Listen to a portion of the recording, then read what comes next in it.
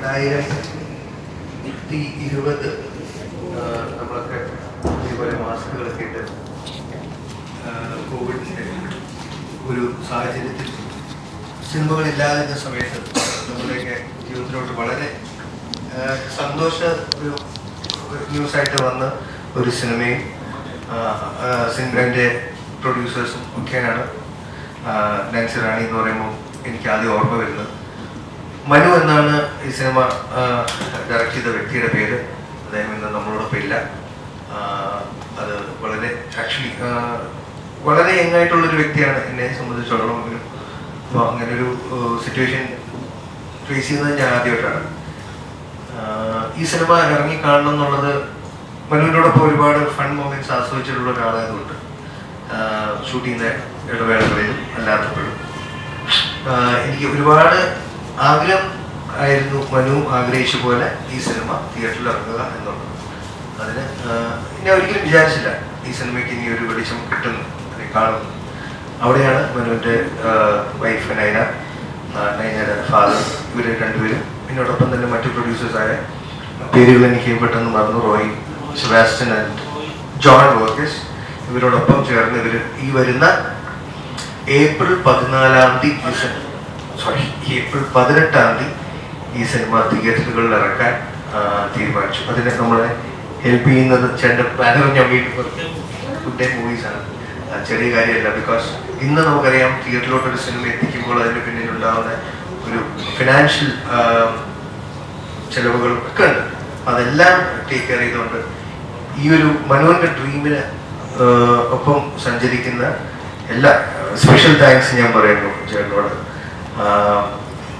ബാക്കി എനിക്ക് തോന്നുന്നു മുന്നോട്ടുള്ള നമ്മളുടെ കോൺവെർസേഷനിൽ നമുക്കറിയാൻ പറ്റും നിങ്ങളോടുള്ള interaction. So thank you so much.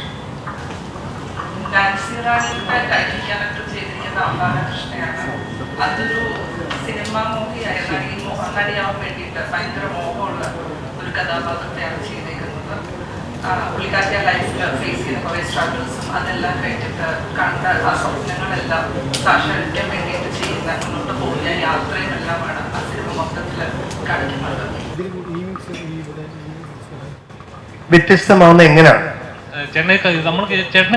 എനിക്ക് എന്നോട് പറയുന്ന നാൻസി റാണി, ഞാൻ പലവട്ടം പറഞ്ഞിട്ടുണ്ട്, ഞാൻ ഒരു സിനിമയെ സമീപിക്കുമ്പം അതിൽ പൂർണ്ണമായും അതിൻ്റെ തിരക്കഥയിൽ ഞാൻ മുഴുകി കേട്ട് ജഡ്ജ് ചെയ്യാനിരിക്കാറില്ല. എന്നെ സംബന്ധിച്ചിടത്തോളം എൻ്റെ ക്യാരക്ടർ, സിനിമയുടെ ആകെത്തുകയിലെ കഥ, അതാണ് ഞാൻ ഭാഗമാവുന്ന സിനിമകളുടെ ഭൂരിപക്ഷം എന്നെ കൊണ്ടുള്ള അവരുടെ ആവശ്യം. നാൻസി റാണിയുടെ കഥ കേട്ടപ്പോൾ ഇപ്പോൾ നൈന പറഞ്ഞ പോലെ ഒരു സിനിമ ഫാനായി, ഒരു മമ്മൂക്ക ഫാനായ ഒരു ക്യാരക്ടർ, ആ ടൈറ്റിൽ റോൾ നാൻസിയാണ് അഹാന പ്ലേ ചെയ്യുന്നത്. ആ കുട്ടിയുടെ ജീവിതത്തിൽ സംഭവിക്കുന്ന വളരെ നിർഭാഗ്യകമായ കാര്യങ്ങൾ, സന്തോഷകരമായ കാര്യങ്ങൾ, ഇതിൻ്റെ എല്ലാം ഒരു ട്രാവലാണ്, ജേർണി ഓഫ് നാൻസിയാണ് ഈ കഥ പറയുന്നത്. ആ നാൻസിയുടെ ജീവിതത്തിലോട്ട് വന്നു പോകുന്ന കഥാപാത്രങ്ങളാണ്. എനിക്ക് തോന്നുന്നു അത്രയേറെ ഒരു സ്റ്റെല്ലാർ കാസ്റ്റ് ഉണ്ട് ഇതിൽ. വന്നിരുന്നു കഴിഞ്ഞാൽ സ്റ്റേജിൽ നമുക്ക് ഇരുത്താൻ കസേരകൾ തികയില്ല. അത്രയും 32-33 വെരി നമുക്കൊക്കെ എത്ര 36. അതായത് എനിക്ക് ഇടയ്ക്ക് ഷൂട്ട് മാറിയൊക്കെ ആയിരുന്നു. അപ്പോൾ കോവിഡ് ടൈമാണല്ലോ, അപ്പോൾ വളരെ ഡിഫിക്കൽട്ടായ സമയത്ത് ഷൂട്ട് ഓർമ്മയുണ്ടല്ലോ.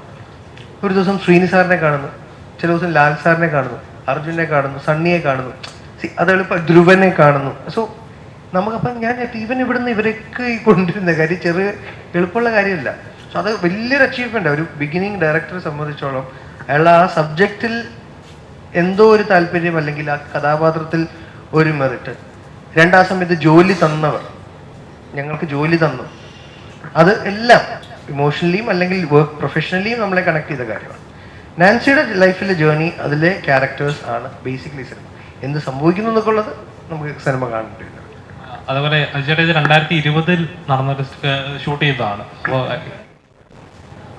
2020 അപ്പം ഏകദേശം 5 വർഷം കഴിഞ്ഞു. ഇപ്പോൾ സിനിമ ഇറങ്ങുന്നത് സന്തോഷകരമായിട്ടുള്ള കാര്യമാണ്. പക്ഷേ ഇത്ര ഒരു ടൈം പീരീഡിന് ശേഷം ഇറങ്ങുമ്പം അതിനെന്തെങ്കിലും ഇപ്പം നമ്മളിപ്പോ നമ്മുടെ ചിന്തകൾ മാറും, കാഴ്ചപ്പാടുകൾ മാറും. അപ്പോൾ അങ്ങനെ ഒരു സാഹചര്യത്തിൽ ഈ സിനിമ തിയേറ്ററിൽ എത്ര നാൾ നിലനിൽക്കും എന്ന് വിശ്വാസമുണ്ടോ? അത് കുറച്ചും കൂടി എക്സ്പീരിയൻസ് ആയിട്ടുള്ള അദ്ദേഹം ചേട്ടൻ തന്നെ അതിനെക്കുറിച്ച് ഉത്തരം പറയണം. ബിക്കോസ് അദ്ദേഹമാണ് ഡിസ്ട്രിബ്യൂഷൻ ചെയ്യുന്നത്. റീസെൻ്റ് ആയിട്ട് വന്ന മദഗജരാജ ഏകദേശം 18 വർഷത്തോളം കഴിഞ്ഞിട്ടാണ് സിനിമ റിലീസ്. ഒരു വൻ വിജയമാണ് സിനിമ. പിന്നെ സിനിമയെ സംബന്ധിച്ചിട്ട് സിനിമകളെപ്പോഴും എന്താ പറയുക, കാലത്തെ അതിജീവിക്കുന്ന തന്നെയാണ് സിനിമകൾ. ഇപ്പം പഴയ സിനിമകൾ നമ്മൾ കാണാറുണ്ടല്ലോ. നല്ലൊരു സിനിമയാണ് കണ്ടപ്പോൾ അത് പുറത്തിറങ്ങേണ്ട ആവശ്യമാണ് എന്ന് തോന്നി. ഇത്രയും ആർട്ടിസ്റ്റുകളുള്ളൂ. പിന്നെ ഒരു സിനിമ ഉണ്ടാക്കുന്ന ബുദ്ധിമുട്ട് എനിക്ക് നന്നായിട്ട് അറിയാം. അപ്പോൾ അതെങ്ങനെ പുറത്തിറക്കുക എന്നുള്ളൊരു ആഗ്രഹത്തിൽ തന്നെ അതിൻ്റെ പുറകെ ഇറങ്ങിത്തിരിച്ചത്.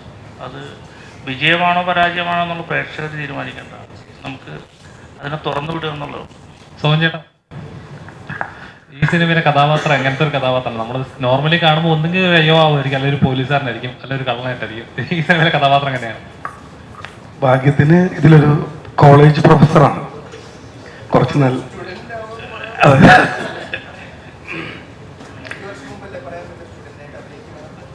സ്റ്റുഡൻ്റ് ആക്കിയില്ല. ഈ അഹാനയുടെ ക്യാരക്ടർ പഠിക്കുന്ന കോളേജിലെ ഒരു നല്ലൊരു ലെക്ചറാണ്. ഇപ്പോൾ ഈ ചോദ്യം ചോദിച്ചതിൻ്റെ കൂട്ടത്തിൽ പറയാണ്, ഇപ്പം എന്നെ സംബന്ധിച്ചിടത്തോളം എനിക്കൊരു 4 ദിവസത്തെ ഷൂട്ടാണ് ഉണ്ടായിരുന്നത്. എനിക്ക് ഈ മനു എന്ന് പറയുന്ന ഡയറക്ടറെ പറ്റിയിട്ട് ഓർമ്മ വരുന്നത്, എൻ്റെ ജീവിതത്തിൽ ആദ്യമായിട്ടാണ് ഞാൻ ഒരു ഷോട്ട് അഭിനയിച്ച് ചെയ്യുമ്പോൾ ഒരു സംവിധായകൻ കൈയടിക്കുന്നത്. ഓരോ ഷോട്ട് കഴിയുമ്പോഴും അദ്ദേഹം കൈയടിക്കും. അപ്പം അദ്ദേഹം കൈയടിക്കുമ്പോൾ സ്വാഭാവികമായിട്ടും ഡയറക്ടറാണ്, ഓൾ ക്രൂ ക്ലാപ്പ് തരും. അത് ഒരു നടനെ സംബന്ധിച്ചിടത്തോളം അല്ലെങ്കിൽ ഒരു പെർഫോമറെ സംബന്ധിച്ചിടത്തോളം ഭയങ്കര എൻകറേജ്മെൻ്റ് ആണ്. അപ്പം ഞാൻ മനുവിനോട് ചോദിച്ചു, ഇത് കളിയാക്കാനാണോ അതോ അത്രയൊക്കെ ഉണ്ടോ? അപ്പം മനു പറഞ്ഞു, ഇല്ല അത്രയൊക്കെ ഇല്ലെങ്കിലും കുഴപ്പമില്ല, എന്നാലും ഒരു പ്രോത്സാഹനമല്ലേ. അതൊരു മനുവിനെ പറ്റി ഓർക്കുമ്പോൾ ഞങ്ങൾക്ക് എല്ലാവർക്കും അത്രയും ആർട്ടിസ്റ്റുകളെ കംഫർട്ടബിൾ ആക്കുന്ന, കൃത്യമായി സ്റ്റോറി നരേറ്റ് ചെയ്യുന്ന ഒരു നല്ല പ്രതിഭയാണ് നമുക്ക് നഷ്ടപ്പെട്ടത്. അതുകൊണ്ട് തന്നെയാണ് ഇത്രയും ആർട്ടിസ്റ്റുകൾ അദ്ദേഹത്തിൻ്റെ സിനിമയോട് സഹകരിച്ചത്. അത് അദ്ദേഹത്തിൻ്റെ മാത്രം ഒരു ക്വാളിറ്റിയാണ്. ഇപ്പോൾ ആള് നമ്മുടെ ഒപ്പം ഇല്ലാത്തത് കൊണ്ട് പറയുന്നതല്ല, നല്ലൊരു വലിയ നിലയിലേക്ക് ഒരുപാട് സിനിമകൾ മലയാളത്തിന് സംഭാവന ചെയ്യാൻ കഴിവുള്ള ഒരാളായിരുന്നു മനു. അപ്പം ഇങ്ങനൊരു പ്രോജക്റ്റ് ഇപ്പോൾ കൂടെ ഉണ്ടായിരുന്ന ഒരാൾ ഇല്ലാതാകുമ്പോഴും അത് ഏറ്റെടുത്ത് നടത്തുക എന്ന് പറയുന്ന ചെറിയൊരു കാര്യമല്ല, നിസ്സാരപ്പെട്ട കാര്യമല്ല. അത് എത്രത്തോളം ഹാർഡ് വർക്ക് ഉണ്ടായിരുന്നു ഇതെങ്കിലും ചെയ്തെടുക്കണം, അല്ലെങ്കിൽ ഒരാൾ നിർത്തിയെടുത്ത് പിന്നെ സ്റ്റാർട്ട് ചെയ്യാന്ന് പറയുന്നത്? ഞാൻ ബേസിക്കലി മൂവി ഇൻഡസ്ട്രിയിലുള്ള ആളല്ല. മനുവിൻ്റെ മരണശേഷമാണ് ഈ മൂവിയുടെ പോസ്റ്റ് പ്രൊഡക്ഷനും കാര്യങ്ങളും എല്ലാം ജോയിൻ ചെയ്തത്. പിന്നെ അത് പഠിച്ച് അല്ലെങ്കിൽ അതിനെക്കുറിച്ച് കൂടുതൽ അറിഞ്ഞത് മുന്നോട്ട് പോകുന്നത് ഭയങ്കര ഡിഫിക്കൽട്ടായ ടാസ്ക് തന്നെയായിരുന്നു. അപ്പം ഈ സ്റ്റേജിലിരിക്കുന്ന അജുചേട്ടൻ ഉൾപ്പെടെ ഉള്ളവർ ഒരുപാട് ഗൈഡൻസും കാര്യങ്ങളും എല്ലാം അങ്ങനെ ചെയ്യുന്നതിന് ഇങ്ങനെ ചെയ്യുന്നതിനെല്ലാം പറഞ്ഞ് മാക്സിമം സപ്പോർട്ട് ചെയ്ത് തന്നെയാണ്. ഇപ്പം ഈ 2 years എടുത്തു പോസ്റ്റ് പ്രൊഡക്ഷൻ ഇതിലാണെങ്കിലും ഞങ്ങൾക്ക്, എന്നാലും ഞങ്ങൾ ബെസ്റ്റായിട്ട് തന്നെ അത് പുറത്ത് കൊണ്ടുവരാൻ വേണ്ടി നിൽക്കുന്നത്. ആപ്കെ സഹോടെ ഇന്റർവ്യൂ നല്ല സൂപ്പർ ഹൈറ്റ് ആയിരുന്നു, നിങ്ങളുടെ കോമ്പോ ഉണ്ടാകുന്ന അപ്പോൾ കാണുന്നവർക്ക് ഒരു ഇൻട്രസ്റ്റ് ആണ് സിനിമ എന്താണെന്നാണ്. അപ്പോൾ അത്ര ഹൈപ്പിൽ നിൽക്കുമ്പം സിനിമ ഇറങ്ങിയതിന് ശേഷം ഉണ്ടാകുന്ന റിവ്യൂസ് ആയാലും അഭിപ്രായങ്ങളായാലും ഭയങ്കര നെഗറ്റീവാണ്. അപ്പോൾ ധ്യാൻ ചേട്ടനെ ടാർഗറ്റ് ചെയ്ത് പറയുന്ന പോലെ അല്ല, ഒരു സിനിമ നശിപ്പിക്കാൻ വേണ്ടി ചെയ്യുന്ന പോലെ ഫീൽ ചെയ്യുന്നുണ്ടോ? ഇല്ല, സിനിമ നന്നായിരുന്നെങ്കിൽ ഓടിയാണ്. അപ്പം ഞാൻ എൻ്റെ പ്രൊഡ്യൂസറായിരുന്നെങ്കിൽ സീക്രട്ടിൻ്റെ റിവ്യൂ ഞാൻ ഷെയർ ചെയ്തത്. ഇപ്പം ഞാൻ എൻ്റെ പ്രൊഡ്യൂസറല്ല, പിന്നെ അതൊരു ഭയങ്കര പ്രതിപക്ഷ ബഹുമാനത്തോടെ വന്ന ഒരു റിവ്യൂ ആയിട്ട് എനിക്ക് ഫീൽ ചെയ്തത്. ഞാൻ എന്നെ ക്രിട്ടിസൈസ് ചെയ്യുമ്പോൾ വളരെ പോസിറ്റീവായിട്ട് എടുക്കുന്ന ആളാണ്. ഞാൻ പ്രൊഡ്യൂസ് ചെയ്ത സമയത്ത് പോലും ധ്യാനം അങ്ങനെയാണ്. അതുകൊണ്ട് തന്നെ ഞങ്ങളുടെ അതിൻ്റെ പ്രശ്നങ്ങളൊന്നുമില്ല. പക്ഷേ അൺവാണ്ടഡ് ആയിട്ടുള്ള ചില ചോദ്യങ്ങളും ഉത്തരങ്ങളും അതിൻ്റെ റൈറ്റ് ആയിട്ട് ഡീൽ ചെയ്തിട്ടില്ലായിരുന്നു. അത് ഒഴിവാക്കാമായിരുന്നു അൺഫോർച്ചുനേറ്റ്. കാര്യം അതിൻ്റെ ഫസ്റ്റ് ഓഫ് ഓൾ ധ്യാൻ അല്ല ഉത്തരം പറയേണ്ടത്, ഡാർവിൻ ചേട്ടനായിരുന്നു ഉത്തരം പറയേണ്ടത്. ആ ചോദ്യം ചോദിച്ചിട്ട് കുട്ടിക്ക് ആ ചോദ്യം ചോദിക്കണമെന്നും ഇല്ലായിരുന്നു, അത് ചോദിപ്പിച്ച ഫൈനലി. മനസ്സിലായോ? അയാളൊരു മാധ്യമ പ്രവർത്തകൻ എന്നുള്ള രീതിയിൽ അയാൾ ചോദിക്കാം, അയാൾക്ക് അഡ്രസ്സ് ചെയ്യാം. സോഷ്യലായിട്ട് ഉള്ള ഇഷ്യൂസിനെ കുറിച്ചോ അല്ലെങ്കിൽ സിനിമ ഇൻഡസ്ട്രിയെ കുറിച്ചുള്ള ഇഷ്യൂസൊക്കെ അയാൾക്ക് ചോദിക്കണം, വിസിൽ ബ്ലോവേഴ്സ് ആവണം. പക്ഷെ ചോദിച്ച ആളും മാറിപ്പോയി. ചിലപ്പം അദ്ദേഹം ധ്യാൻ ഉദ്ദേശിച്ചത് ഒരു ഫണ്ണി ആയിട്ട് തന്നെ ഹാൻഡിൽ ചെയ്യാമെന്നായിരിക്കും. അപ്പോൾ എപ്പോഴും 99.9% അയാളുടെ ഉത്തരങ്ങൾ നമുക്ക് തമാശകരമായി കിട്ടാറുണ്ട്. 0.1% ഇപ്പം അതിന് അൺഫോർച്ചുനേറ്റ് ആണെന്ന് പറയുന്നത്. മനുഷ്യനല്ലേ, പക്ഷേ അത് മാത്രമല്ല ഒരു നേഷൻ്റെ ഒരു GDP-ക്കൊക്കെ വരെ ബാധിക്കാവുന്ന അല്ലേ അത്രയും വലിയ ഇൻഡസ്ട്രിയാണ് സിനിമ ഇൻഡസ്ട്രി എന്ന് പറയുന്നത്. കണക്ട് ചെയ്ത് പോകുമ്പോൾ നമുക്കത് വലിയ ചോദ്യമാണ്. ഒരു ചെറിയ തീപ്പൊരി എന്ന് പറയുന്നത് അതിനെ ഒഴിവാക്കാമായിരുന്നു, അല്ലെങ്കിൽ ചോദിച്ച ആൾ മാറ്റി ചോദിക്കാമായിരുന്നു. ഇപ്പം ഇൻ്റർവ്യൂസ് ഞാനും ആസ്വദിച്ചിരുന്നു. ഞാനും ധ്യാനും രമേശ് ചേട്ടനും ഇരിക്കുന്ന ആ ഇൻ്റർവ്യൂവിൽ ഇരിക്കാൻ പറ്റിയത് എനിക്ക് ഭയങ്കര ഒരു ഭാഗ്യമായി കാണുന്നു. എനിക്ക് അവരെ പോലെ സംസാരിക്കാൻ കഴിയുന്ന ആളല്ല, കൗണ്ടേഴ്സ് പറയാൻ പറ്റുന്നതല്ല. അവർ രണ്ട് ഭയങ്കര സ്പോണ്ടേനിയസ് ആയിട്ട് നമ്മൾ ചിന്തിക്കുന്നത്. സിനിമയ്ക്ക് എന്ത് ചെയ്യാൻ പറ്റും? അപ് കൈസെ ഹോ ഇതേപോലെ തന്നെ 2021 ഷൂട്ട് ചെയ്ത സിനിമയാണ്.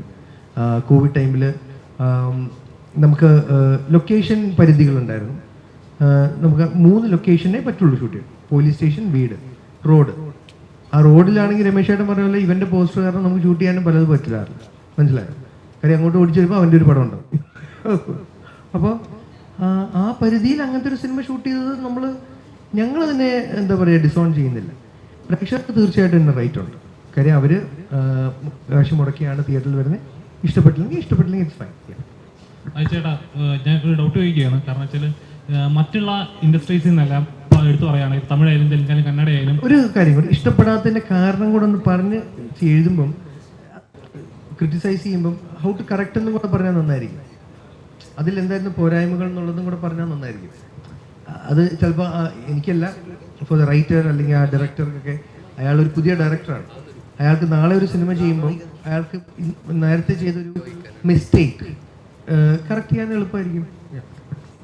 കുറച്ച് സിനിമകളെ ഞാൻ പ്രൊഡ്യൂസ് ചെയ്തിട്ടുള്ളൂ. 3 സിനിമ ഡിസ്ട്രിബ്യൂട്ട് ചെയ്തേക്കുന്നത്, 5 സിനിമ. അത് വെച്ചുകൊണ്ട് എനിക്ക് ഈ കണക്കുകൾ പറയാൻ അറിയില്ല. ഒന്ന്, മലയാള സിനിമയ്ക്ക് പ്രേക്ഷകർ കൂടി തുടങ്ങിയത് കോവിഡിന് ശേഷമാണ്. അപ്പോഴാണ് പ്രേക്ഷകർ മനസ്സിലാക്കിയത് മലയാള സിനിമയുടെ യഥാർത്ഥ സ്ട്രെങ്ത് ഇരുന്നിരുന്നത് അതിൻ്റെ കണ്ടന്റിലാണെന്ന്. അതിപ്പോൾ തുടങ്ങിയ ഒരു പ്രതിഭാസമൊന്നുമല്ല. 1960-കളിലും 70-കളിലും 80 ചെമ്മീന് നമുക്ക് നാഷണൽ അവാർഡ് കിട്ടിയ സ്റ്റേറ്റാണിത്, അറിയോ? അപ്പം ചെറിയ കാര്യമല്ലല്ലോ. അന്ന് പ്രസിഡന്റിന്റെ മെഡൽ കിട്ടിയ പടമാണ്. അന്നോട്ട് നമുക്ക് എന്തായിരുന്നു, പണ്ട് പറയില്ലേ, നമുക്ക് ഒരുപാട് കാശില്ലാത്ത കുടുംബത്തിൽ സ്ഥിരമായി കേട്ടിരുന്ന ഒരു കാലം ഉണ്ടായിരുന്നു. ഇപ്പം എനിക്കറിയില്ല. നന്നായി പഠിച്ച് നല്ല ജോലി വാങ്ങി കാശ് വാങ്ങി. അതുപോലെ നമുക്ക് നമ്മുടെ എഴുത്തും കണ്ടന്റും ഉള്ളൂ. നമുക്ക് ഒരുപാട് ബഡ്ജറ്റ് ഇട്ട് കളിക്കാനില്ല.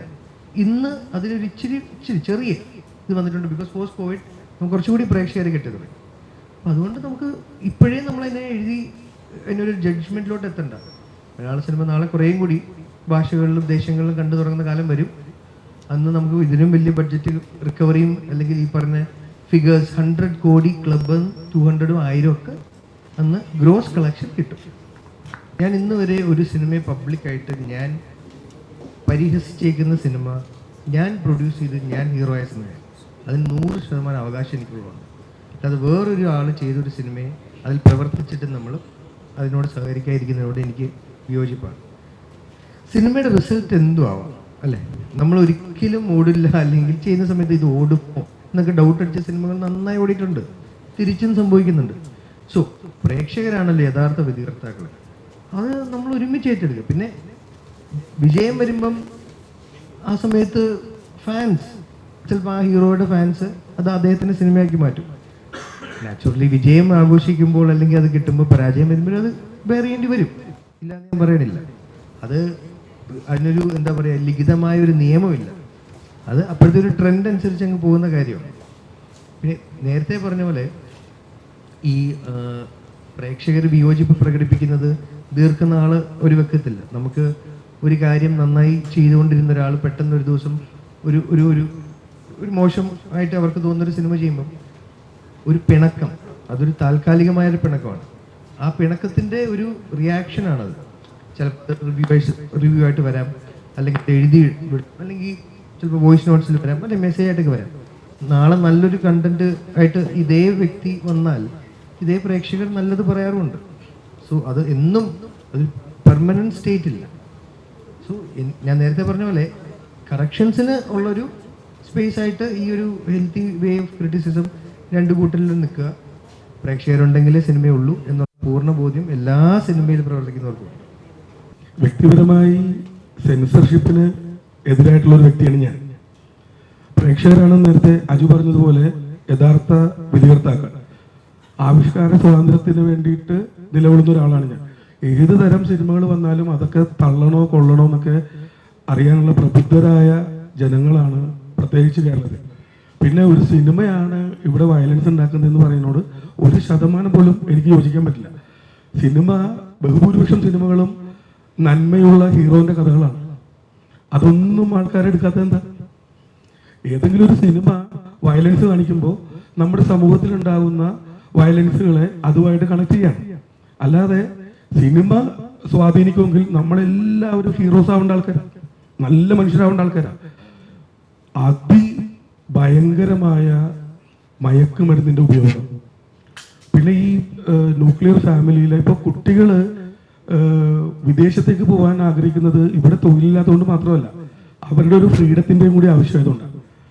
ഒരു ന്യൂക്ലിയർ ഫാമിലിയിൽ അവർക്ക് ഫ്രീഡം ഇല്ല, പുറത്തു പോയാൽ ഫ്രീഡം ഉണ്ടാവുന്നുള്ളൂ. അപ്പം അത്തരം ഡിപ്രഷൻ, അത്തരം പ്രശ്നങ്ങളിലൊക്കെ കുടുംബത്തിലുള്ള കുട്ടികൾക്ക്, പിന്നെ അവരുടെ ചുറ്റിനും മലയാള സിനിമ മാത്രമല്ല, വയലൻസ് നമ്മളെക്കാൾ ഭീകരമായിട്ടുള്ള ഒരുപാട് സീരീസുകളും ഒരുപാട് വീഡിയോസും ഒക്കെ അവരുടെ വിരൽത്തുമ്പിൽ അവൈലബിൾ ആണ്. അപ്പം അത് മലയാള സിനിമയെ മാത്രം കുറ്റപ്പെടുത്തുന്നതിനോട് എനിക്ക് യോജിപ്പില്ല. അപ്പോൾ മാറിയ സാമൂഹ്യ അന്തരീക്ഷം, ലഹരിയുടെ അതിഭീകരമായ ഉപയോഗം, ഇതൊക്കെയാണ് പ്രധാന കാരണങ്ങൾ. സിനിമ അതിഭീകര വയലൻസ് ആണെങ്കിൽ നമ്മൾ കാണില്ല. ഇപ്പോൾ ഈ പറയപ്പെടുന്ന സിനിമ നമ്മുടെ കുട്ടികൾക്ക് അല്ലെങ്കിൽ ചെറുപ്പക്കാർക്ക് ഞങ്ങളുടെ ഒരു ജനറേഷനിലുള്ള പോലെ പോലും ഒരു വയലൻസ് ആയിട്ട് ഫീൽ ചെയ്തിട്ട് പോലും ഇല്ല. നമ്മൾ അവരോട് ചോദിക്കുമ്പോൾ ഇതൊക്കെ എന്തെന്നാണ് അവർ ചോദിക്കുന്നത്. സിനിമയെ കുറ്റം പറയേണ്ടതെന്നാണ് എൻ്റെ അഭിപ്രായം. അഹാനയെ കുറിച്ച് ഇപ്പം പറഞ്ഞ് എന്തുകൊണ്ട് ഷെയർ ചെയ്യുന്നില്ല എന്നൊക്കെ ചോദിച്ചാൽ, ഞാൻ മാക്സിമം എൻ്റെ ബെസ്റ്റ് അഹാനയോട് സംസാരിച്ചിരുന്നു. പിന്നെ പ്രൊഡക്ഷനും PROസും എല്ലാവരും സംസാരിച്ചിരുന്നു, ലൈക്ക് മാക്സിമം കോപ്പറേറ്റ് ചെയ്യുക എന്നും പറഞ്ഞ്. ബട്ട് എനിക്ക് തോന്നുന്നു മനു ഉണ്ടായിരുന്ന സമയത്ത്, ഡയറക്ടർ ഉണ്ടായിരുന്ന സമയത്ത് മേ ബി എന്തെങ്കിലും ഇഷ്യൂസ് ഉണ്ടായിരുന്നിരിക്കാം. പുള്ളിക്കാർക്ക് ഇപ്പോഴും അത് മേ ബി മറന്നിട്ടുണ്ടാവില്ല. 3 years കഴിഞ്ഞു ഇപ്പം. അങ്ങനെയാണെങ്കിലും ആഫ്റ്റർ ഓൾ 3 വർഷം കഴിയുമ്പോൾ സ്വാഭാവികമായിട്ടും ഒരു മാനുഷിക പരിഗണന എന്നുള്ളത് കൊണ്ട് തീർച്ചയായിട്ടും അവരതെല്ലാം മറന്ന് സഹകരിക്കേണ്ടതാണ്. എന്തുകൊണ്ട് എനിക്കറിയില്ല.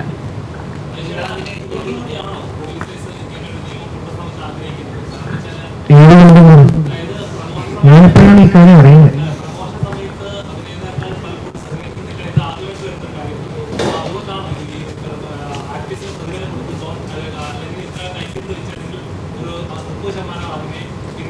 ഒരു ഡൗട്ട് കിട്ടി, ഞാൻ ചോദിക്കില്ല. ഈ ഗോപിച്ചേട്ടന്റെ കാര്യവും ഈ കാര്യം എന്നുള്ള 2 കാര്യങ്ങൾ ഇപ്പോഴും ഇതിപ്പോ റീസെന്റ് ആയിട്ട് അല്ലാതെ ഇത് ഒരുപാട് സംഭവിക്കുന്നുണ്ടോ ഇൻഡസ്ട്രിയില്? മുമ്പിലായതുകൊണ്ടേ നമ്മൾ അറിയുന്നില്ല. അതുകൊണ്ട്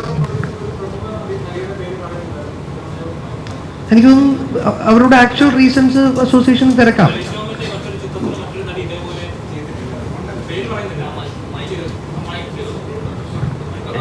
എന്താ പറയുക, നിങ്ങൾ ചോദിക്കുമ്പോൾ മൈക്ക് വെച്ചാൽ ബെറ്ററാ.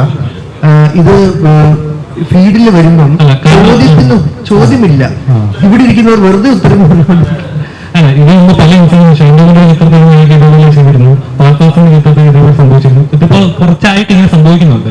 എനിക്കൊന്ന് കാശ് അതിന് കിട്ടുന്നതുകൊണ്ട് പ്രമോഷന് വന്നില്ലെങ്കിലും കുഴപ്പമില്ല എന്നൊരു ചിന്താഗതിയാണോ? തീർച്ചയായിട്ടും അല്ലല്ലോ. എന്തെങ്കിലുമൊക്കെ ഇപ്പൊ നൈന പറഞ്ഞ പോലെ എന്തെങ്കിലും പേഴ്സണൽ റീസൺസ് ഉണ്ടാവാം 2 കൂട്ടർക്ക്. അപ്പൊ അത് എനിക്ക് തോന്നുന്നു ഒരു മുറിയിൽ ചർച്ച ചെയ്ത് തീർക്കേണ്ട കാര്യങ്ങളാണെന്നുള്ള അഭിപ്രായക്കാരാണ് ഞാൻ. പൊതുവെ ഒരിക്കലും നമ്മൾക്കൊരു ഇഷ്യൂ വരുമ്പം ഉടനെ അത് സമൂഹ മധ്യത്തിൽ നിന്ന് ചർച്ച ചെയ്യണം എന്നുള്ള ആളല്ലേ. Never to the media. അല്ല, നിങ്ങൾ നിറവാണ്, നിങ്ങൾ ആവശ്യമാണ്. പക്ഷെ എന്റെ കാര്യത്തിന് എനിക്ക് ഹാൻഡിൽ ചെയ്യാൻ അറിയാം, നിങ്ങളുടെ സഹായം വേണ്ട. അല്ല, ഒരു ആക്ടർ എന്നല്ല, ഒരു പ്രൊഡ്യൂസർ എന്ന നിലയിൽ ചിന്തിച്ചു നോക്കിയാൽ ഞാൻ അതൊന്നും ചെയ്യും. ഞാൻ പോയി ഹാൻഡിൽ ചെയ്യും. എന്റെ സംഘടനയിലുള്ള എന്നെ സഹായിച്ചിട്ടുള്ള അതേ സംഘടനകളിലേക്ക് പോയി കാണും. ഞാൻ മീഡിയ എന്ന് പറയാറുണ്ടോ? പിന്നെ ഞാൻ ഇത്രയും കാലമായിട്ടും എന്റെ ഫീൽ ഇല്ലായിരുന്നു. ഞാൻ ഇത്രയും കാലം ഇത് പറഞ്ഞിട്ടുണ്ട്.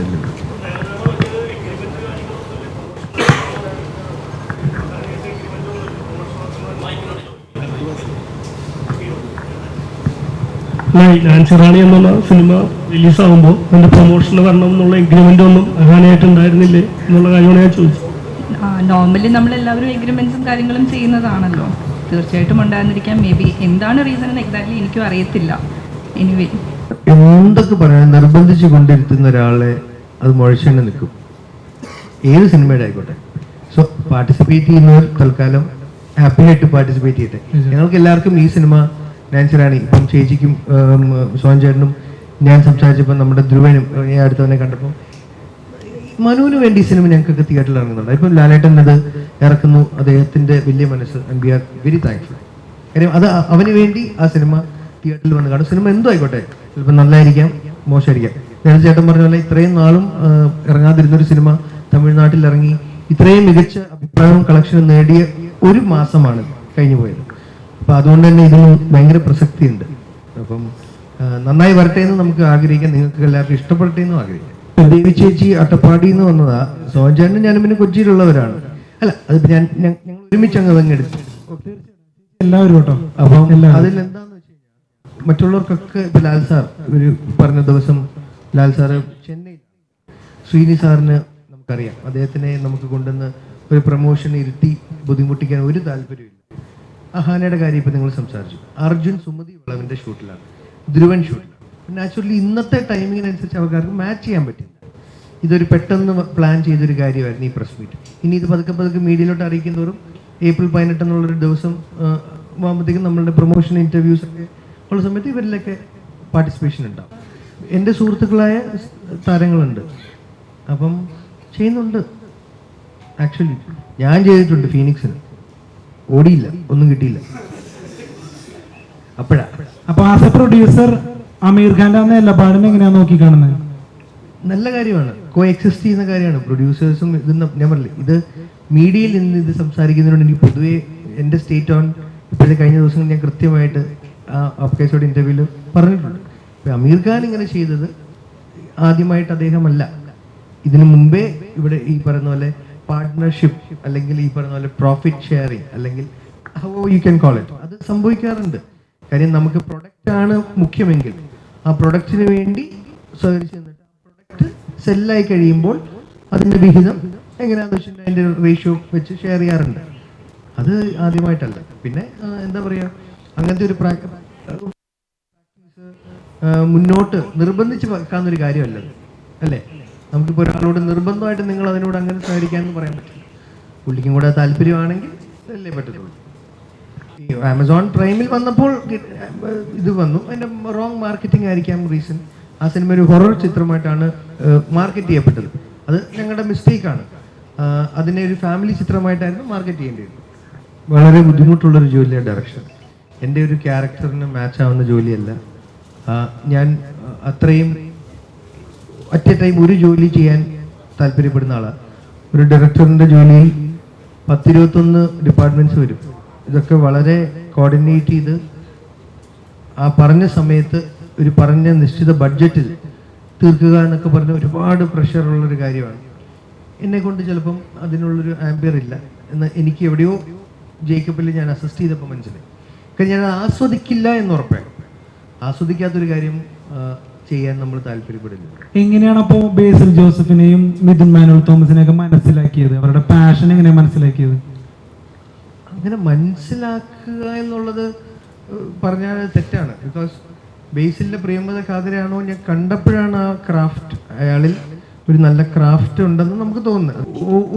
ഒരു കാര്യം റിസീവ് ചെയ്യുമ്പോൾ നമുക്ക് ഒരു റെസ്പോൺസിബിലിറ്റി കഴിഞ്ഞു എന്നുള്ളത് ആണ് പ്രൈമറിലി എനിക്കുണ്ടാകുന്ന ഫീല്. റിസീവ് ചെയ്യാതിരിക്കുമ്പോഴാണ് ആ കറക്ഷൻസ് എന്തൊക്കെയാണ് ചെയ്യേണ്ടതെന്നുള്ളൊരു തിരിഞ്ഞു നോട്ടം ആവശ്യം വരുന്നത്. മറ്റേത് ജോലി കഴിഞ്ഞു. പിന്നെ പപ്പൻ എന്ന് പറയുന്ന കഥാപാത്രം അതും 2023 ഷൂട്ട് ചെയ്തതാണ്. ഞാനൊരു 10 മിനിറ്റാണ് കേട്ടത് എന്താണ് പപ്പൻ എന്നുള്ളത്. വിഷ്ണു എൻ്റെ സുഹൃത്താണ്, നീരജാണ് ഹീറോ, എം രഞ്ജിത്തേട്ടനാണ് പ്രൊഡ്യൂസ് ചെയ്യുന്നത്. 2 കൺട്രീസ് എനിക്ക് ഇങ്ങോട്ട് വിളിച്ചു തന്ന ആളാണ്.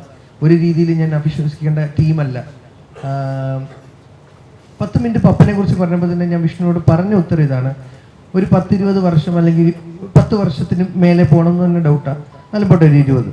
ശേഷം ഇവിടുന്ന് തന്നെ കാലഹരണപ്പെട്ട് പോകാൻ ചാൻസ് ഉള്ള ഒരു സ്പീഷീസ് ആണ് പപ്പൻ. കുറേ പപ്പന്മാർ. പണ്ടൊക്കെ നമ്മൾ 1960-കളിൽ 70-കളിലൊക്കെ കാണുന്ന സിനിമകളിൽ ചില അമ്മാവന്മാരുണ്ട് അല്ലേ, കിണ്ടിയിൽ കാല് കഴുകി അകത്ത് കയറുന്ന. അന്ന് സ്ഥിരമായിരുന്നു, പുറത്ത് മണ്ണാണ്, ചെരുപ്പില്ല, അങ്ങനത്തെ അവരുടെ ഭാഷാ രീതിയുണ്ട്. വളരെ ഒരു വേറൊരു പെങ്ങളെ കെട്ടിച്ചിട്ടെന്ന് പറഞ്ഞാൽ വീട്ടിൽ കയറിയിട്ട് വളരെ അധികാരത്തോടെ പെരുമാറുന്നുണ്ട് കഴിഞ്ഞാൽ പുല്ല് ഉണ്ടാക്കി കൊടുത്ത് വിടുമല്ല അന്നത്തെ ചില അമ്മാവന്മാരുടെ. അപ്പം ആ രീതിയിൽ പെരുമാറിക്കൊണ്ടിരുന്ന ടോക്സിസിറ്റീസ് നമുക്ക് തോന്നുന്ന പിന്നെ അവരിന്നില്ലല്ലോ. ഇന്ന് നമ്മുടെ ചുറ്റും അങ്ങനെ ഉണ്ടോ? വളരെ വളരെ അങ്ങനെ എൻ്റെ കണ്ണിൽ അങ്ങനെ കുറേ കാലമായി അങ്ങനെ ആരെങ്കിലും പെട്ടിട്ട്. അപ്പം നാളെ ഇങ്ങനത്തെ പപ്പന്മാരില്ലാണ്ടാകും. അപ്പം അത് ഒരു ഭയങ്കര സോഷ്യൽ റെപ്രസെൻറ്റേഷനാണ്, സിനിമയിൽ അടയാളപ്പെടുത്തലാണ്. അപ്പം അങ്ങനെയുള്ള അടയാളപ്പെടുത്തലുകൾ എന്നും ടൈംലെസ് ആണ്, അത് നിലനിൽക്കും എന്ന് പറഞ്ഞ് എൻ്റെ താങ്ക് യു നന്ദി അന്ന് തന്നെ ഞാൻ രഞ്ജിത്തേട്ടനോടും വിഷ്ണുവിനോടും പറഞ്ഞായിരുന്നു. അപ്പം ഇന്ന് ഞാൻ അതൊന്നുകൂടെ റിപ്പീറ്റ് ചെയ്യുന്നു. ഇത്രയും മാധ്യമങ്ങളുടെ മുന്നിൽ രഞ്ജിത്തേട്ടൻ, ചിപ്പി ചേച്ചി, മകൾ അവൃത്തിക, വിഷ്ണു, എഴുതിയ വിഷ്ണു. കാര്യം അത് എളുപ്പമല്ല. വിഷ്ണുവിൻ്റെ ഉള്ളിലൊരു പപ്പനുണ്ട്, പപ്പൻ എൻ്റെ ഉള്ളിലുണ്ട്. അതിൽ ഞാൻ ഒരു തെറ്റായിട്ട് കാണുന്നില്ല. കാര്യം നമ്മൾ കുറച്ച് മുന്നേ അല്ലെങ്കിൽ ഇന്ന ഒരു 80s ബോൺ ആയിട്ടുള്ള പലരുടെ ഉള്ളിൽ പല കാര്യങ്ങളും അന്ന് ശരിയാന്നുള്ളത് ഇന്ന് തെറ്റായി മാറിയത് ഇപ്പോൾ ഒരു 3-4 വർഷത്തിലാണ്. അത് ഒന്ന് സമയം തരണം പലർക്കും അതൊന്ന് ശരിയാക്കി എടുക്കാൻ.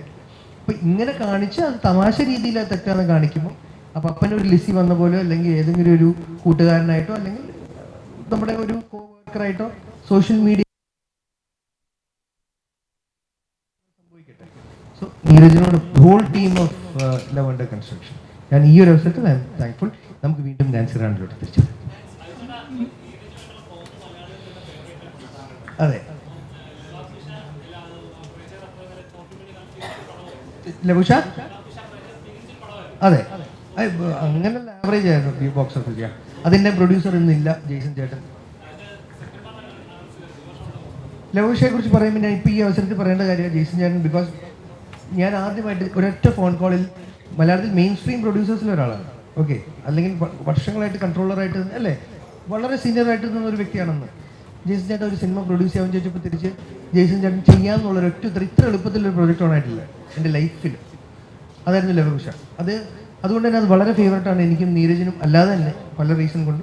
ഇതുകൊണ്ട് എനിക്ക് കുറച്ചും കൂടി ചേച്ചി, ചേട്ടൻ്റെ ഫാമിലി, റുബി ചേച്ചിയാണെങ്കിലും മോള് പുണ്യ, അവരൊക്കെ നമുക്ക് ഭയങ്കര ഇത്രയും പേര് ഇത്രയും വർഷം കഴിഞ്ഞ് പറയുകയാണെങ്കിൽ അത്രയും അദ്ദേഹം ആ സെറ്റിൽ അവരോടുകൂടെയാണ് ഇടപെട്ടിരുന്നത്. ആ സിനിമയ്ക്ക് സെക്കൻഡ് പാർട്ട് ഉണ്ടാവണമെന്ന് ആഗ്രഹമുണ്ട്. നീരജിന് ഭയങ്കര ആഗ്രഹമുണ്ട്. നീരജിനോട് വർക്ക് ചെയ്യണമെന്ന് എനിക്ക് ആഗ്രഹമുണ്ട്. ചിലപ്പോൾ സാധ്യതയാണ്. കാര്യം അവൻ അതിനെക്കുറിച്ച് സീരിയസ് ആയിട്ട് ചിന്തിക്കും. നല്ല കഠിനമായിരുന്നു. കാരണം ഞാൻ ആദ്യമേ എനിക്ക് ഫിലിം പ്രൊഡക്ഷനോ അല്ലെങ്കിൽ ഫിലിം ഇൻഡസ്ട്രി ആയിട്ട് ഞാനോ ഫാമിലിയോ ആരും ലിങ്ക്ഡ് അല്ല, ഒന്നുമില്ല. ആകെ മനുവിൻ്റെ താല്പര്യം, മനുവിൻ്റെ ഇഷ്ടം, മൂവി, ആ ഒരു രീതിയിലായിരുന്നു അതിലേക്ക് കണക്റ്റ് ആയത്.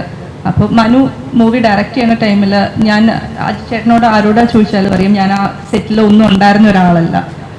അത് മനുവിൻ്റെ മരണശേഷമാണ് ഞാൻ ആക്ച്വലി അതിലേക്ക് ജോയിൻ ചെയ്തത്. ഞാൻ പറഞ്ഞത് അപ്പോൾ എനിക്കൊന്നും അറിയുന്നതല്ല. അതിൽ നിന്ന് എന്തെങ്കിലുമൊക്കെ, എല്ലാം അല്ല, എന്തെങ്കിലുമൊക്കെ 1-2 കാര്യങ്ങൾ എന്നുള്ള രീതിയിലാണെങ്കിൽ ഓരോന്ന് പഠിച്ചും ചോദിച്ചുമൊക്കെ അത് ചെയ്യാന്ന് പറഞ്ഞത്. ഒരു ബന്ധമില്ലാത്ത ഒരാൾ പെട്ടെന്ന് അതിലേക്ക് വരുമ്പോൾ അതും ആ ഒരു ഷോക്ക്, അതിൻ്റെയൊക്കെ ഒപ്പം ഞാൻ ചെന്നതാണ്. അപ്പം എനിക്കത് ഭയങ്കര ടഫായിരുന്നു. ബട്ട് ഇപ്പം കുറച്ച് മുമ്പ് ആരോ ചോദിച്ചു ഈ സിനിമ തിയേറ്ററിൽ ഇറങ്ങിയാൽ വിജയിക്കുമോ എന്ന്. വിജയിക്കുമോ അല്ലെങ്കിൽ നഷ്ടമാവോ, എന്നെ സംബന്ധിച്ചിട്ട് മരിച്ചത് എൻ്റെ ഭർത്താവാണ്. ഈ മൂവിക്ക് ഡയറക്ടർ ആയിട്ടുണ്ട്, പേഴ്സണലി നോക്കി എൻ്റെ ഭർത്താവാണ്. എന്നെ സംബന്ധിച്ചിട്ട് എൻ്റെ ഹസ്ബൻഡ് ഡ്രീമാണത്. അതാണ് എനിക്ക്, അദ്ദേഹത്തിന് ആ മൂവി പുറത്തേക്ക് വരണം എന്നുണ്ട്. അതിനു വേണ്ടിയിട്ടാണ് ഞാൻ ഇത്രയും ഓടിയത്. അതിനു വേണ്ടിയിട്ട് ഇപ്പോഴും ശ്രമിക്കുന്നത്, ഇപ്പോഴും ഇവരെല്ലാവരും സപ്പോർട്ട് ചെയ്യുന്നത്. അപ്പോൾ ആ യാത്ര ഒട്ടും സിമ്പിൾ അല്ലായിരിക്കുമെന്ന് മേ ബി ഊഹിക്കുമ്പോൾ മനസ്സിലാവുമല്ലോ. കാരണം ആ ഒരു സങ്കടവും വിഷമവും അവിടെ കിടക്കുന്നു, അതിൻ്റെ ഒപ്പം ഈ മൂവിയുടെ ടെൻഷനും ഇതും എല്ലാം ഇപ്പുറത്ത് കിടക്കുന്നു. ഇതെല്ലാം ബാലൻസ് ചെയ്ത് പോകുക എന്ന് പറഞ്ഞാൽ ടു ഡിഫിക്കൽട്ട്. ഈ സിനിമ ഇൻസ്പിറേഷൻ ഹസ്ബൻഡ് തന്നെയാണ്. അതെ, അദ്ദേഹത്തിന്റെ സ്വപ്നമാണിത്. ആ സ്വപ്നം സിനിമ റിലീസ് ചെയ്യാന്നുള്ളതാണ്. അപ്പം എന്നെ സംബന്ധിച്ചിട്ട് ഞാൻ അതിനു വേണ്ടിയിട്ടാണ് നോക്കുന്നത്. അപ്പോൾ ആ ഒരു ഇപ്പം നമ്മൾക്കൊരു അടുപ്പമുള്ള ഒരാളുടെ സ്വപ്നം നമ്മൾക്ക് എന്തായാലും നടത്തി കൊടുക്കണം എന്നായിരിക്കുമല്ലോ ബേസിക്കലി ആഗ്രഹം ഉണ്ടാവുക. അപ്പോൾ എനിക്ക് അത്രയും പ്രിയപ്പെട്ട ഒരാളുടെ സ്വപ്നം പുറത്തേക്ക് കൊണ്ടുവരാമെന്നുള്ളതാണല്ലോ എൻ്റെയും ലക്ഷ്യമുള്ളത്. അതിനു വേണ്ടിയിട്ടുള്ളൊരു യാത്രയായിരുന്നു സത്യത്തിൽ. മാഡം പ്രൊഡക്ഷൻ ഇല്ലായിരുന്നല്ലോ, അപ്പൊ താങ്കൾ ഫുൾ ടൈം പ്രൊഡക്ഷൻ ഉണ്ടായിരുന്നു. സെറ്റിൽ എന്തെങ്കിലും ഇഷ്യൂസ് ഉണ്ടായത് കൊണ്ടാണോ? അല്ല, അങ്ങനല്ല. ഈ ഫിലിം സ്റ്റാർട്ട് ചെയ്യുമ്പോൾ ഒരു വളരെ കൊച്ചു ചിത്രമായിരുന്നു. അജിച്ചേട്ടൻ, ശ്രീനിവാസൻ സാറ്, ലാൽ സാർ, 2-3 കഥാപാത്രങ്ങൾ മാത്രമേ ഉള്ളായിരുന്നു. അങ്ങനെ അവിടെ പോയി കോവിഡ് വന്ന് ആ ഒരു ക്രൈസിസിൽ നിന്ന് മെയിനുണ്ടായിരുന്ന കുറച്ച് പേര് ഫണ്ട് ചെയ്തവർ ബാക്ക് ഓഫ് ചെയ്തു. ആ ടൈമിൽ കോവിഡ് ആയതുകൊണ്ട് ഫിലിം ഭയങ്കര പ്രതിസന്ധി ആയിരുന്നല്ലോ. അങ്ങനെ സാറ് തീരുമാനിച്ചു നാൻസി റാണി അങ്ങനെ ഒതുങ്ങി പോകരുത്, സാർ ഇരുന്ന് എഴുത്താണ് സാറിൻ്റെ ഏറ്റവും വലിയ ശക്തി, ഞങ്ങൾക്ക് അറിയാം.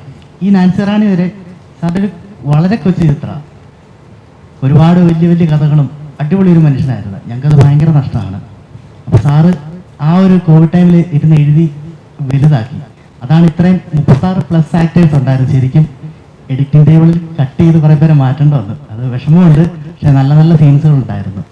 അപ്പം അങ്ങനെ ഡെവലപ്പ് ചെയ്തുകൊണ്ട് വന്നപ്പോൾ സാറ് പ്രൊഡക്ഷനിലേക്ക് ഇറങ്ങി. പ്രൊഡക്ഷനിൽ സപ്പോർട്ട് ചെയ്തത് മാമാണ്.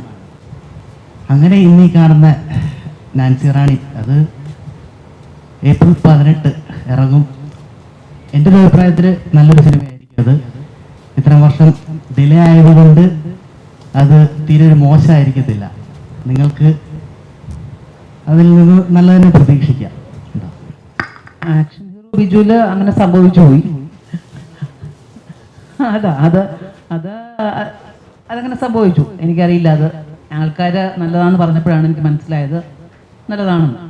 ആൻഡ് ഇതിൽ വേറെ എക്സ്പീരിയൻസ് ആയിരുന്നു എനിക്ക്. ഈ സിനിമയിൽ ഇവരെല്ലാവരും പറഞ്ഞതുപോലെ എനിക്ക് മനു എന്നൊരു വ്യക്തി, മനു നമുക്ക് പറഞ്ഞു തരുന്ന രീതി, അല്ലെങ്കിൽ അതിനെക്കാട്ടിലും കൂടുതൽ ഞാൻ എങ്ങനെ അഭിനയിച്ചു എന്നുള്ളത് എനിക്കറിയില്ല. പക്ഷേ ഈ ക്ലാപ്പ്, ഈ പറയുന്ന ഒരു സീൻ കഴിയുമ്പം കിട്ടുന്ന ക്ലാപ്പ് എനിക്ക് തോന്നുന്നില്ല ഒരു സിനിമയിലും ഇതുവരെ ഞാൻ അഭിനയിച്ചതിൽ അങ്ങനെ കിട്ടിയിട്ടുണ്ടെന്ന്. അതും ഫുൾ ക്രൂ ആണ് ക്ലാപ്പ് ചെയ്യുന്നത്. അപ്പം എന്തോ ഒരു വിശ്വാസം മനുവിന് അത് ഇഷ്ടമായിട്ടുണ്ട്. അപ്പം അത്രേ എനിക്ക് പറയാൻ പറ്റുള്ളൂ. കാര്യം നിങ്ങളെങ്ങനെ റിയലിസ്റ്റിക് ആണോ അല്ലെങ്കിൽ ഞാനത് മോശമായിട്ടാണോ ചെയ്തതെന്നൊക്കെ നിങ്ങൾ വേണം വിലയിരുത്താൻ. എനിക്ക് ഭയങ്കര ഹാപ്പിയാണ് കാര്യം അങ്ങനെ ഒരു സിനിമയുടെ ഭാഗമാകാൻ കഴിഞ്ഞതും. ഈ പറഞ്ഞതുപോലെ ഞാൻ ഓരോ ദിവസവും ഓരോരുത്തരെ കാണുകയായിരുന്നു. ഞാനും അന്തം വിട്ടു പോവുമായിരുന്നു. ഒരുപാട് പേര് അഭിനയിച്ച സണ്ണി, ധ്രുവൻ, അങ്ങനെ ഇത്രയും ആൾക്കാർ വന്നു പോയ ഒരു സിനിമ. ലെന ഉണ്ട്, മാലാപാർവതി, അങ്ങനെ പറഞ്ഞാൽ ഒത്തിരി പേരുണ്ട്. അപ്പോൾ എന്നെ സംബന്ധിച്ച് അത് ഞാൻ എന്തോ കാഴ്ചവെച്ചിട്ടുണ്ട്. എനിക്കത് സന്തോഷമാണ്. അത് നീ എങ്ങനെയാവുമെന്ന് നിങ്ങൾ തീരുമാനിക്കും. ഞാൻ ഒരു സിനിമ അജിത്തിൻ്റെ കൂടെ ഒരു സിനിമയെ പ്രൊഡ്യൂസ് ചെയ്തിട്ടുള്ളൂ. അത് പിന്നെ അത് ഇവിടെ പറഞ്ഞതുപോലെ അതൊരു ട്രാജഡി ആയിരുന്നു ആ സിനിമ. പിന്നെ ഞാൻ ശ്രമിച്ചിട്ടില്ല, എൻ്റെ കയ്യിൽ കാശില്ല അതിനുള്ള. സോ സർവൈവറിൻ്റെ കാര്യവും I am not a producer, എൻ്റെ കയ്യിൽ പൈസ ഇല്ല അത് ചെയ്യാൻ. അപ്പം അത് ചെയ്തിട്ടുള്ളവർക്ക് അതിനെക്കുറിച്ച് അറിയാവുള്ളൂ. ആൻഡ് ഞാൻ ഒരുപാട് സഫർ ചെയ്തതാണ് ആ പ്രൊഡ്യൂസർ ആയപ്പോൾ. അത് തിയേറ്ററിലേക്ക് എത്തിക്കാനും അത് ആൾക്കാർ അക്സെപ്റ്റ് ചെയ്തില്ല. നമ്മൾ വിചാരിച്ച അത്രയും നമുക്ക് കാശ് തിരിച്ച് കിട്ടിയില്ല. ഒരുപാട് കാശ് കയ്യിൽ നിന്ന് പോയി, ആള് പോയി. സോ അതുകൊണ്ട് അങ്ങനെ ഒരു റിസ്ക് എടുക്കാനും അതിനെക്കുറിച്ച് സംസാരിക്കാൻ എനിക്ക് അറിയില്ല. എനിക്ക് ആകെ അറിയാവുന്നത് ഇതുപോലെ ഒരു സിനിമ ഫുള്ളായിട്ട് ഞാൻ കേട്ടിട്ടുള്ള ഒരു ഒറ്റ സിനിമയാണ്. അതല്ലാതെ ഞാൻ എൻ്റെ ക്യാരക്ടർ പറയും, ഞാൻ പോയി ചെയ്യും. അത് കൂടുതൽ വേറെ ഒന്നും എനിക്കറിയില്ല സിനിമയെക്കുറിച്ച്. ധ്യാൻ പറഞ്ഞത് 100% അയാളുടെ ജെനുവിൻ അഭിപ്രായമാണെന്ന് ഞാൻ അയാളോട് ട്രാവൽ ചെയ്ത ഒരു ഫ്രണ്ടെന്നും ഒരു കോ ആക്ടറെന്നും പാർട്ട്ണറെന്നും പ്രൊഡക്ഷൻ ഹൗസിൽ വെച്ചുകൊണ്ട് ഞാൻ വിശ്വസിക്കുന്നില്ല. കാര്യം അത് ആ സമയത്തെ പുള്ളിയുടെ കൗണ്ടറിലെ ഒരു തമാശയ്ക്ക് കൈയടി, ഇപ്പോഴത്തെ അതിൻ്റെ റിയാലിറ്റി മനസ്സിലാക്കാത്ത അന്ന് കൈയടിച്ചവർ കൈയടിക്കുന്നുള്ള വിശ്വാസത്തിലായിരുന്നു.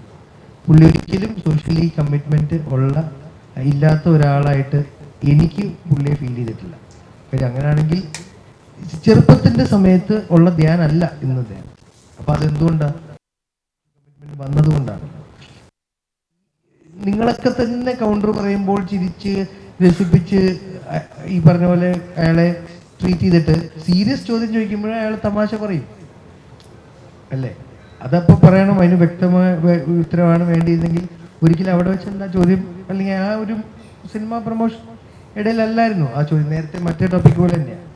പക്ഷെ എൻ്റെ പേഴ്സണൽ ടേക്ക് ഇതാണ്. എന്ത് കാര്യവും നമ്മളുടെ സമൂഹത്തിൽ റോങ് ആയിട്ടൊരു ഇൻഫ്ലുവൻസ് ചെയ്യുവാണെങ്കിൽ ബീങ് എൻ ആക്ടർ, പ്രേക്ഷകരെ അവരുടെ കാശിൽ ജീവിക്കുന്ന ഒരു വ്യക്തി എന്നുള്ള നിലയിൽ എനിക്ക് അവരോടൊരു റെസ്പോൺസിബിലിറ്റി ഉണ്ട് എന്ന് ഞാനും ആ ഗെയിം കഴിഞ്ഞ് എനിക്ക് ഇതേപോലെ അഡ്വൈസൊക്കെ കിട്ടിയിട്ട് ഞാൻ തിരിച്ചറിഞ്ഞ ആളാണ്. ഓക്കെ, പക്ഷെ ഞാൻ മനസ്സിലാക്കുന്നു അത് സത്യമാണ്.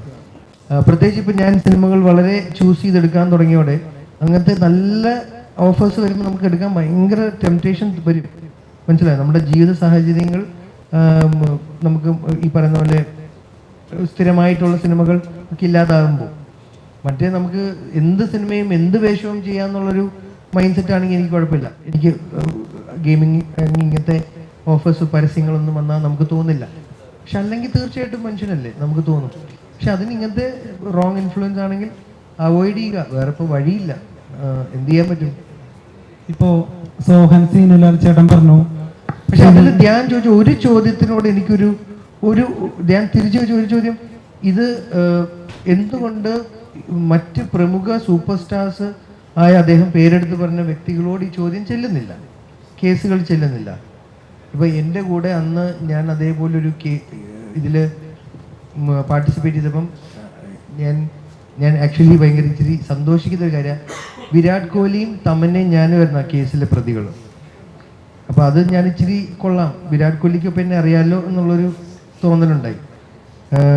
പറയാമല്ലോ എവിടെയെങ്കിലും കണ്ട നമ്മളൊരു കേസിലെ പ്രതികളായിരുന്നു എന്ന്. അപ്പോൾ പക്ഷെ അവർക്ക് എന്തുകൊണ്ടാണ് പ്രിവിലേജ് അപ്പം, അല്ലേ? അപ്പം ധ്യാൻ ശ്രീനിവാസിനെ ക്രിട്ടിസൈസ് ചെയ്യുമ്പോൾ അല്ലെങ്കിൽ അത് ചെയ്യുന്ന ആർക്കും ഇതിവിടെ പെർമിസിബിൾ ആണ്. ഈ രണ്ടും ആ ഡബിൾ സ്റ്റാൻഡേർഡ് മാറ്റണ്ടേ? അല്ല, സിഗരറ്റ് ഇവിടെ വിൽക്കാം, മദ്യം വിൽക്കാം, അത് മരിച്ചു പോകുമെന്ന് നമുക്കറിയാം, ചെയ്താൽ ശരീരത്തിന് നല്ലതെന്ന് അറിയാം, അതിൻ്റെ പുറത്ത് എഴുതി വെച്ചിട്ടുണ്ട്. പക്ഷെ അതിൽ നിന്നുള്ള വരുമാനം വേണം, അത് ചെയ്യുന്നത് തെറ്റ്. അതെന്താ പറയുക, അത് ഭയങ്കര നേർരേഖയാണ്. എനിക്കൊന്ന് സോഹൻ ചേട്ടൻ അതിനെ കുറിച്ച് ഉത്തരം പറയട്ടെ. അല്ല അജിച്ചേട്ടാ അതായത് നമ്മുടെ നാട്ടിൽ ഇപ്പൊ കുറച്ചാൾ മുമ്പ് ശരിക്കും അറിയില്ല ഇതിനെ കുറിച്ച് ഉത്തരം. അജിച്ചേട്ടാ ഇപ്പൊ ഷാറുഖ് ഖാനെയോ വിരാട് കോഹ്ലിയോ നമുക്ക് ഇതുപോലെ ചോദ്യം ചെയ്യാൻ കിട്ടാറില്ല, അതൊന്നാമത്തെ കാര്യം. പിന്നെ മറ്റൊരു കാര്യം എന്ന് വെച്ച് കഴിഞ്ഞാൽ മമ്മൂക്കൊക്കെ ഡൗട്ട് ചോദിക്കട്ടെ. അതെ അതെ, മാത്രമല്ല എൻ്റെ ഒരു ഡൗട്ട് ചോദിക്കട്ടെ, അതുകൊണ്ട് മാത്രമല്ല അവർക്കൊക്കെ അവരുടെ PR ടീമും അഡ്വക്കേറ്റ്സും ഏജൻസീസും ഇതിൻ്റെയൊക്കെ എല്ലാ നിയമവശങ്ങളും ചെക്ക് ചെയ്തിട്ടാണ് ഇതൊക്കെ അവർ പാർട്ടിസിപ്പേറ്റ് ചെയ്തത്. അപ്പോൾ ഇന്ത്യൻ നിയമം ഇതിനെ സപ്പോർട്ട് ചെയ്യുന്നുണ്ട്. അപ്പോൾ ഒരു പൗരൻ എന്നുള്ള നിലയിൽ അത് ചെയ്യൂടെ എന്ന് തോന്നിപ്പോകും. അപ്പോഴാണ് താങ്കൾ പറഞ്ഞ ഈ സമൂഹത്തിനോടുള്ള ഒരു കമ്മിറ്റ്മെൻറ്റ്. യെസ്, അതൊരാളുടെ പേഴ്സണൽ ടേക്കാണ്. അത് തെറ്റ് പറ്റിയിട്ടുണ്ടെന്ന് തോന്നിയാൽ അയാൾ ലെറ്റ് ഹിം കറക്റ്റ്. ഞാനും അങ്ങനെ ഒരിക്കൽ ചെയ്തു, അത് തെറ്റാന്ന് ചൂണ്ടിക്കാണിച്ച സമയത്ത് ഐ കറക്റ്റ്. തെറ്റ് ചെയ്യാത്തവരായിട്ടുള്ള ആരുമില്ല, എല്ലാവരും are bound to make mistakes. അതിൽ അല്ലെങ്കിൽ മനുഷ്യനല്ല. അപ്പം അതുകൊണ്ട് ഭയങ്കര നമ്മൾ ക്രിട്ടിസൈസ് ചെയ്യേണ്ട കാര്യമില്ല. അന്ന് അയാൾക്ക് ഒരു എറർ പറ്റി ഉത്തരം പറഞ്ഞില്ല, അയാൾ എത്രയോ നമ്മളെ ചിരിപ്പിച്ചതാണ്. സോഹൻ സീനിലാൽ ചേട്ടൻ പറഞ്ഞൊരു കാര്യം, അത് പുള്ളിക്ക് തെറ്റാണെന്ന് തോന്നിയില്ലെന്ന് എനിക്കറിയില്ല. ഞാനത് എനിക്കൊരു കറക്ഷൻ വേണം. ഇത് എനിക്ക് എൻ്റെ വേർഷനാണ് കേട്ടോ, അന്നത്തെ പ്രസ് മീറ്റിൻ്റെ. പുള്ളിക്ക് ഇത് തെറ്റാണോ തോന്നിയോ ഒന്നും എനിക്കറിയില്ല. ഞാൻ ധ്യാനു വേണ്ടി അഡ്വക്കേറ്റ് ചെയ്യുന്നതല്ല. മനുഷ്യനെ ഏറ്റവും കൂടുതൽ ഇന്ന് ഇൻഫ്ലുവൻസ് ചെയ്യാൻ സാധിക്കുന്ന ഒരു മീഡിയയാണ് സിനിമ. പക്ഷേ നമ്മളെല്ലാവരും ഈ സിനിമ കണ്ടതാണ്. എത്രയോ ലക്ഷക്കണക്കിന് പ്രേക്ഷകർ ഈ സിനിമ കണ്ടതാണ്. ഇൻഫ്ലുവൻസ് ചെയ്യുക എന്ന് പറയുന്നത് ഇത്തരം ബ്രൂട്ടലായിട്ടുള്ള കാര്യങ്ങൾ ചെയ്യാൻ നമ്മളെല്ലാവരെയും അത് ഇൻഫ്ലുവൻസ് ചെയ്തിട്ടില്ല. അത് ഒന്നോ രണ്ടോ വ്യക്തികളിൽ അതിനുള്ള ഒരു ഇൻഫ്ലുവൻസ് ഉണ്ടായെങ്കിൽ അവരുടെ ഒരു മെന്റൽ സ്റ്റാറ്റസും കൂടി നമ്മൾ പരിശോധിക്കണമെന്ന് ഞാൻ പറഞ്ഞു. കാരണം ഇന്നത്തെ കാലഘട്ടം കൂടി, അതായത് വയലൻസ് സിനിമകളെ ആഘോഷിക്കപ്പെടുന്ന ഒരു കാലഘട്ടമാണ്. കുറച്ച് നാൾ മുമ്പ്, വർഷങ്ങൾക്ക് മുമ്പ് പൃഥ്വിരാജിന്റെ വയലൻസ് എന്ന് പേരിട്ടൊരു സിനിമ ഇവിടെ ഫ്ലോപ്പായ നാടാണിത്. പേരിട്ടൊരു സിനിമയിൽ പൃഥ്വിരാജ് ഭയങ്കര നെഗറ്റീവ് ക്യാരക്ടറാണ്. പക്ഷെ ആ സിനിമ അന്നത്തെ കാലത്ത് കേരളത്തിൽ ഫ്ലോപ്പായിരുന്നു. പക്ഷെ അതേ ഒരു രൂപത്തിലുള്ള സിനിമകൾ ഇന്നത്തെ കാലത്ത് വന്നാൽ ഹിറ്റ് ആവുന്നു. അന്ന് നല്ലുള്ള സിനിമകൾ ഓടിയിരുന്നത് ജനപ്രിയൻ, വിനോദയാത്ര, സത്യനന്ദിക്കാടുന്ന സിനിമകൾ. ഇന്ന് അതേ ആളുകളുടെ നന്മയുള്ള സിനിമകൾ ഓടുന്നില്ല, മറിച്ച് വയലൻസ് സിനിമകൾ ഓടുന്ന ഒരു കാലഘട്ടമാണ്. അപ്പൊ ആ കാലഘട്ടത്തിൽ കുറച്ചും കൂടി ശ്രദ്ധിക്കേണ്ടതല്ലേ സിനിമാക്കാര്? അതിനോട് എനിക്ക് 1% പോലും യോജിപ്പില്ല. ഇപ്പോ സൂക്ഷ്മദർശിനി എന്ന് പറയുന്ന സിനിമ വയലൻസ് ഉള്ള സിനിമയല്ല, അത് നന്മയുള്ള സിനിമയാണ്. അതുപോലെ ഒരുപാട് സിനിമ ഞാൻ പേരെടുത്ത് പറയുന്നില്ല. അപ്പൊ മഞ്ഞുമൽ പോലീസ് അതൊക്കെ നന്മയുള്ള സിനിമകൾ തന്നെയാണ്, സ്നേഹത്തിന്റെ ത്യാഗത്തിന്റെ സിനിമയാണ്. സിനിമ ഓടുന്നത് സിനിമയില് നന്മയുണ്ടോ വയലൻസ് ആണോ എന്ന് മാത്രം നോക്കിയിട്ടല്ല. സിനിമ മൊത്തത്തിൽ ടോട്ടാലിറ്റി നന്നായിരിക്കണം. അത് നന്മയുടെ രീതിയിൽ വന്നാലും തിന്മയുടെ രീതിയിൽ വന്നാലും ഏത് രീതിയിൽ വന്നാലും നമ്മൾ ആസ്വദിക്കുന്നത് നമ്മൾക്ക് ആസ്വദിക്കാൻ പറ്റുന്ന രീതിയിൽ ആ സിനിമ നമ്മുടെ മുന്നിലേക്ക് വരണം. അതേപോലെ ഞാൻ നാളെ പോയിട്ട് കുറെ ആൾക്കാരെ വെട്ടി കൊല്ലുന്നത് വയലൻസ് സിനിമ ഉണ്ടാക്കി നിങ്ങളാരും കാണില്ല. ആ സിനിമ അതാണ്, അങ്ങനെയാണ് സിനിമ സമൂഹത്തിനെ സ്വാധീനിക്കപ്പെടുന്നത്. ഇപ്പോ എന്റെ രാഷ്ട്രീയം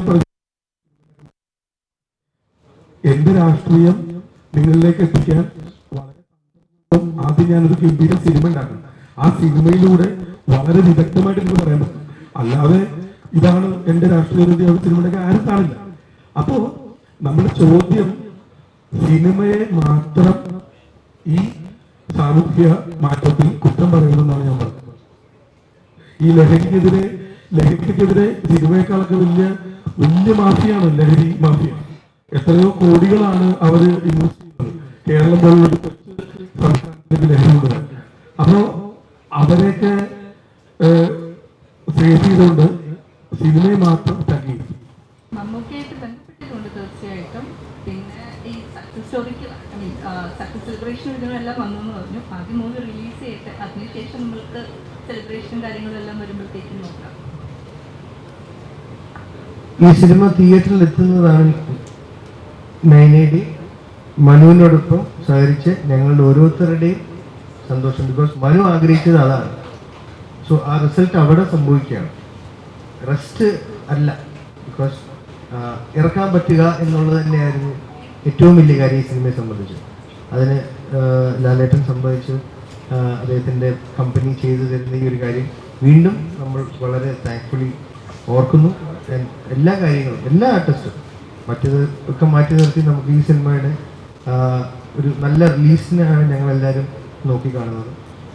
ഏപ്രിൽ 18 എന്നുള്ളത് വളരെ മനോഹരമായൊരു ഡേറ്റാണ്, ഒരു സിനിമയാണ്, ബ്യൂട്ടിഫുൾ ഫിലിമുമാണ്.